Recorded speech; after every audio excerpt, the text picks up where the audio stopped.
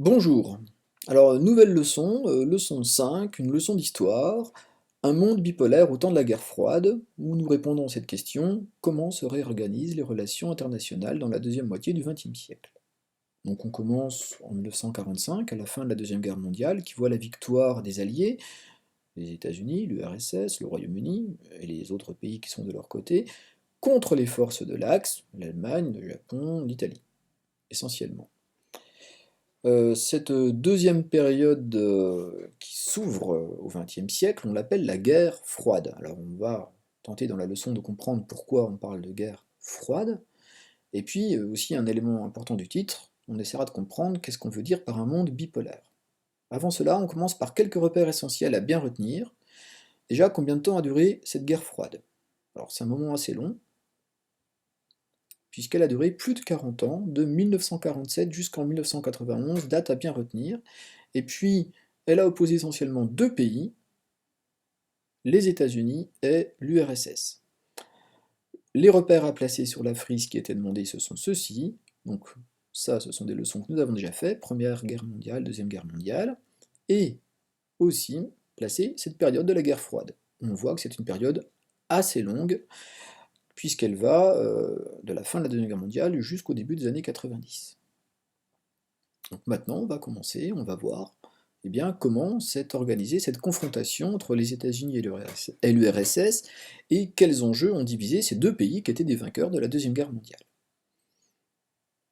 Avant de commencer, première remarque, en 1945, on a créé une organisation qui s'appelle l'ONU, Organisation des Nations Unies. Et comme le montre cette affiche française de 1945, c'est une organisation qui veut développer la coopération entre tous les pays du monde, représentés par les feuilles de cet arbre, pour recréer un monde nouveau, mais un monde en paix.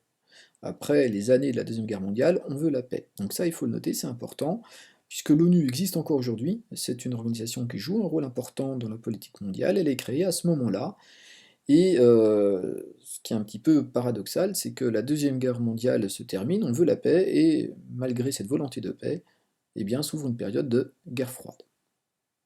Alors maintenant, on va rentrer dans le vif du sujet, et je vais vous demander de visionner des actualités françaises de 1948 qui vont nous permettre de comprendre eh bien, ce qui se passe après la Deuxième Guerre mondiale et pourquoi les États-Unis et l'URSS se divisent.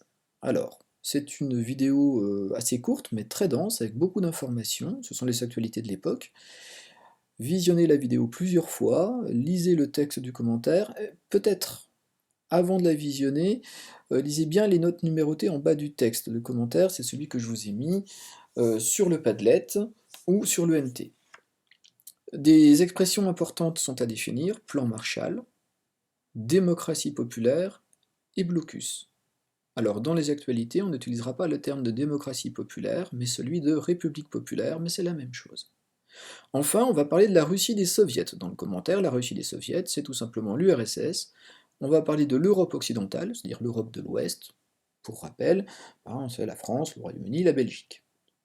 Vous pouvez regarder aussi le document 1, page 94, il vous aidera à comprendre un petit peu cette géographie un petit peu complexe.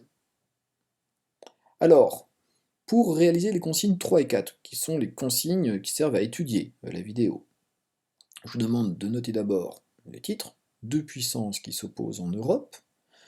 Sous forme d'un tableau, on va faire une colonne pour les États-Unis, une colonne pour les RSS, et vous allez noter quels sont les éléments de puissance des États-Unis, puis de l'URSS, et quels sont leurs alliés en Europe. Pour la question 4, les deux consignes, vous répondez en dessous. Et maintenant, eh bien, je vous laisse visionner la vidéo qui est mise en ligne.